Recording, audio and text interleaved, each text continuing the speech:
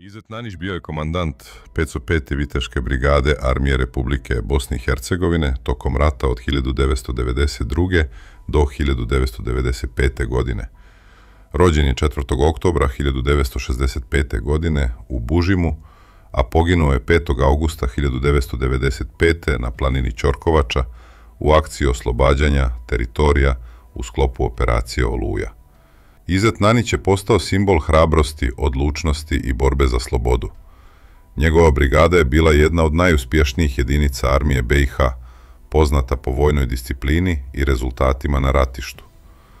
Posthumno je odlikovan najvišim vojnim priznanjima i ostao je trajno upamćen kao narodni heroj među Bošnjacima.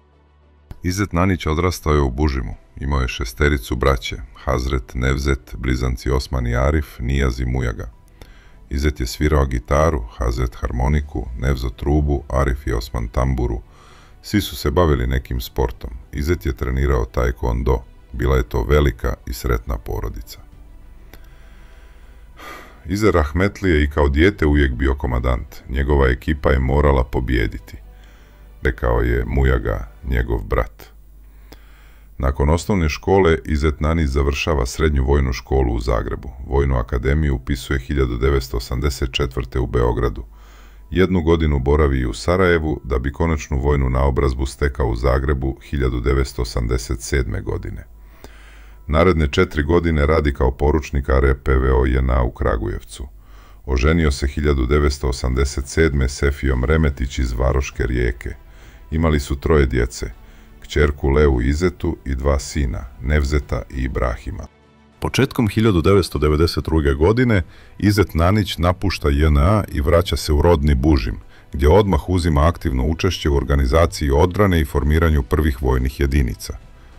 Nakon pogibije njegovog brata Nevzeta, odlučuje preuzeti komandu nad hrabrim Bužimljanima. Već 1. augusta postaje komandant štaba teritorijalne odbrane Bužim, a samo 2 sedmice kasnije, 15. augusta 1992. njegovom zaslugom formira se 105. Bužimska udarna krajiška muslimanska brigada, iz koje će kasnije nastati legendarna 505. Viteška motorizovana brigada.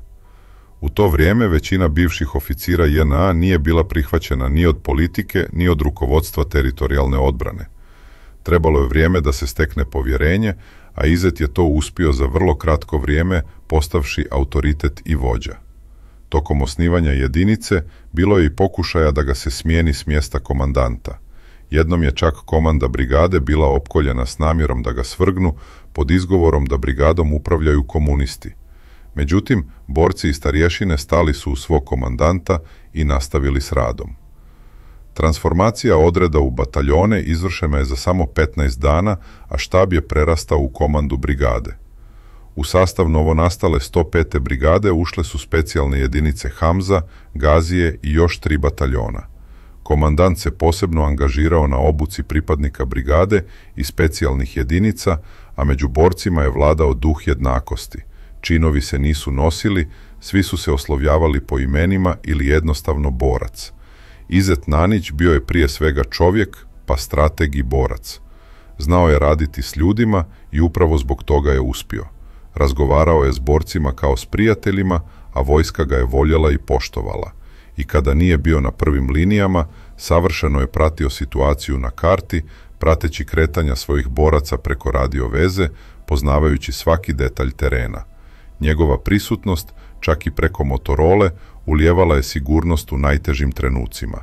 Bio je poznat po smirenosti, rijetko je povisivao ton, a umjesto psovki koristio bi kratke i jasne poruke poput "bježi tamo". Ta rečenica značila je da nešto nije urađeno kako treba i da se greška mora ispraviti. Danas je ta njegova poštapalica ostala zapamćena među saborcima kao podsjetnik na njegov stil vođenja i odlučnost da se svaka situacija riješi na najbolji način. U jesen 1992. pod komandom Izeta Nanića Bužim kreće u svoju prvu ofanzivu. 7. oktobra, gotovo nenaoružani, osvajaju Ćorkovaču, najdominantniju kotu ovog ratišta.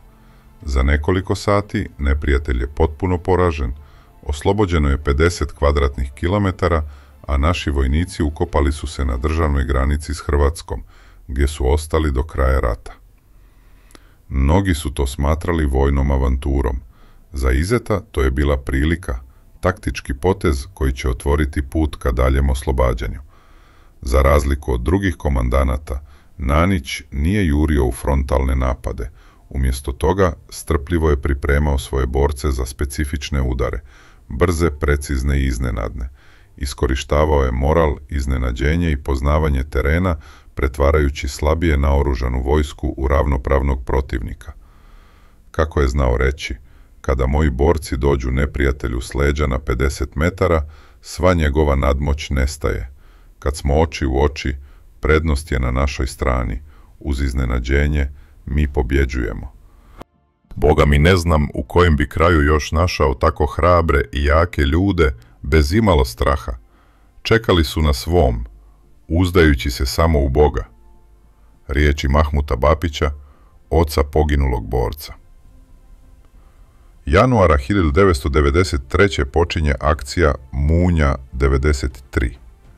Iznenada u ranim jutarnjim satima. Bila je to majstorska lekcija manevarskog ratovanja bužimskih boraca. Akcija koja je odredila budući način ratovanja bužimskih vitezova. Pripreme su bile temeljite. Izviđači su radili duboko iza neprijateljskih linija.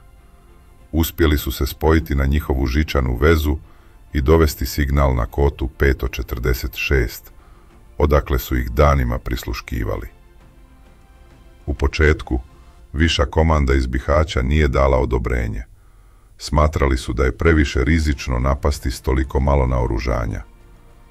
Gotovo polovina boraca kretala je u akciju bez oružja. Oni koji su ga imali su po 5 metaka u cijevi. Mnoge cijevi bile su lovačke, ali Izet Nanić nije odustao. Prve grupe su probijale liniju i ostavljale zarobljene puške, koje bi pokupio naredni ešalon i nastavio dalje. To je tada bilo teško prihvatiti, prisjeća se Samir Abazović iz Gazija, ali komandant nas je uvjerio. Kad uđete neprijatelju iza leđa, imate iznenađenje, paniku i nema minskih polja. Nakon Munje 93, cijela krajina je znala, dobila je vođu. Vođu koji se nije bojao ni granica ni nemogućeg. Dok je armija Republike BiH branila zemlju od Karadžićevih snaga, kojima se pridružuje veliki dio HVA pod vodstvom Mate Bobana, dogodio se još jedan udarac. 29. septembra 1993. godine tadašnji član predsjedništva RBiH Fikret Abdić staje na stranu rušitelja države. U dogovoru sa Miloševićem i Tuđmanom preuzima vlast u Velikoj Kladuši i proglašava takozvanu autonomnu pokrajinu Zapadna Bosna, po uzoru na paradržave koje su nastale u Hrvatskoj 1991. godine. Cilj je bio jasan, odvojiti Bihaćku regiju od Bosne i Hercegovine. Iako su probosanske snage tada bile u daleko težoj poziciji, Bužimljani ostaju vjerni legalnim vlastima. Kako je tada rekao Šefik Veladžić, Izet Nanić jasno daje do znanja da ostaje na liniji države Bosne i Hercegovine, a Abid Duraković, pomoćnik komandanta za moral, dodao je: mi smo nosili Bosnu u srcu i zato smo se suprotstavili. Imali smo čak više gubitaka prema autonomiji nego prema četnicima, ali ne žalimo, Bosna je naša domovina. Padom Pećigrada, najjačeg vojnog uporišta Fikreta Abdića, njegova vojska doživljava težak poraz. Kako se prisjeća Nijaz Veladžić, Abdićeva takozvano narodna odbrana bila je vojnički totalno rastrojena. Tada Izet Nanić sa 505. viteškom motorizovanom brigadom kreće u završni udar. 21. augusta 1994. ulazi u oslobođenu Veliku Kladušu. Do tada se nije desilo u BiH da jedna jedinica uspije izvršiti takav upad i vojnički oslobodi jednu kompletnu općinu, prisjetio se Šefik Veladžić. Krajem 1994. neprijatelj sve raspoložive snage usmjerava na Bužimsku, 505. vitešku brigadu. Cilj: slomiti kičmu 5. korpusa. 4. septembra u ranu zoru vojska Republike Srpske kreće u žestok napad. Granate padaju po Bužimu, Cazinu i Bihaću. Dani prolaze, a udari postaju sve žešći. Branitelji, iscrpljeni i ranjeni, drže liniju. Municije nestaje. I tad Nanić donosi odluku koja se čini ludom. Umjesto povlačenja, kontraudar. 6. septembra, u tišini noći, bužimski vitezovi prolaze kroz linije prvog krajiškog korpusa. Cilj, pravo u srce neprijatelja. Udaraju na komandu kojem rukovode generali Momir Talić i Ratko Mladić. Rezultat, zarobljen tank T-55, topovi, minobacači, municija, pa čak i Mladićev džip s planovima operacije Breza 94. Operacija je zaustavljena. Kako je rekao jedan od saboraca, računali su da su neuništivi, a nisu znali, boj ne bije svjetlo oružje, već srce u junaka. Kad se tekbir oglasi, ostaju i tenkovi, i topovi, i haubice još vrući. Tih ratnih godina Bužim je vrlo brzo postao simbol pobjede. Jedan od glavnih razloga bio je što je ovdje zaživio pravi općenarodni otpor. Bužinska 505. viteška brigada brojala je preko 4.500 boraca. Gotovo svi, 99%, bili su iz samog Bužima. Borili su se rame uz rame sa svojim porodicama. Njihove žene čuvale su ukopane položaje, dok su muževi odlazili u izviđanje i proboje koje je lično predvodio komandant Izet Nanić. Svaka kuća imala je barem jednog, a često i više boraca. Majke, sestre i žene bile su jednako angažovane. Sve je funkcionisalo kao jedno tijelo, jedna duša. Borac na prvoj liniji i roditelj kod kuće disali su istim ritmom, dijelili isti osjećaj i spremnost na žrtvu. Sad, kako su govorili tada, lakše je bilo podnijeti gubitak vlastitog sina nego zamisliti uništenje cijelog naroda. A neprijatelj, predvođen Ratkom Mladićem, imao je upravo tu namjeru, da u Bužimu ne ostane ni pile, a kamoli čovjek, dijete ili žena.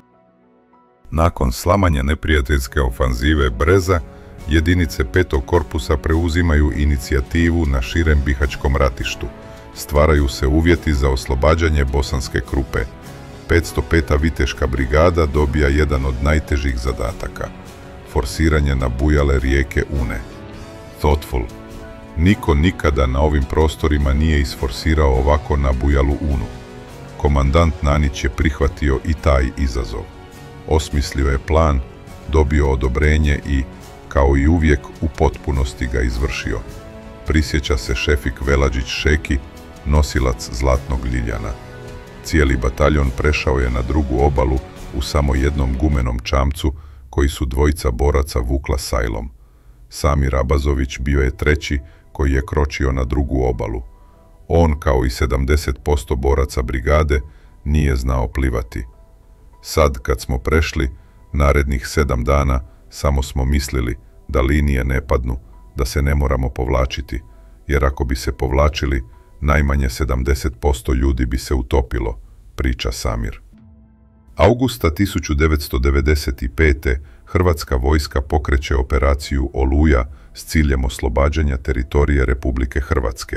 Strateški cilj 5. korpusa bio je spajanje s hrvatskim jedinicama. 505. viteška brigada razbija neprijateljske linije na Čorkovači i kreće prema Dvoru na Uni. Samo nekoliko sati prije konačne deblokade u rejonu Vijenca Izet Nanić pogiba iz zasjede. Sad, na pola puta do komandnog mjesta, gdje se prebacivala jedna razbijena grupa četnika, došlo je do borbe u susretu. Tom prilikom komandant je poginuo pucajući iz svoje puške. Već je ispucao jedan okvir, drugi zamijenio. Prisjeća se Sead Jusić, posljednji komandant brigade. Nanić nije doživio da, kao pobjednik, postroji svoje hrabre Bužimljane. Noć prije, u ratnom dnevniku, zapisao je: "Ako Bog da, bit će naša BiH. Osjećam da mogu uraditi zamišljeno. Nestalo je struje. Sretno." Bužim, nekada gradić od 18.000 stanovnika, tokom rata je postao simbol otpora i hrabrosti 505. viteške brigade pod komandom Izeta Nanića.